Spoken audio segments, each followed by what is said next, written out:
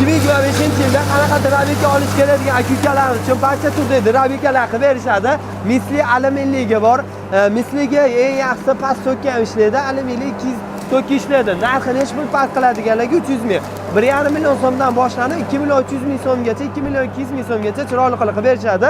Dastlabkilar kelishgan holda ichida nima narsalar bonus bo'ladiganlarga mana shu 4 ta nasabkasini bonus qilib berishadi, setkalari bo'ladi. Mayda qalinlar. Undan tashqari hech nima tanlamaydi, barcha turdagi narsani chiqarib beraveradi. Universal bo'ladi, fermalar uchun juda ham qo'l keladi. Undan tashqari har bitta xonadonga olib qo'yadigan bo'lsangiz, sizga foydasi tegadi.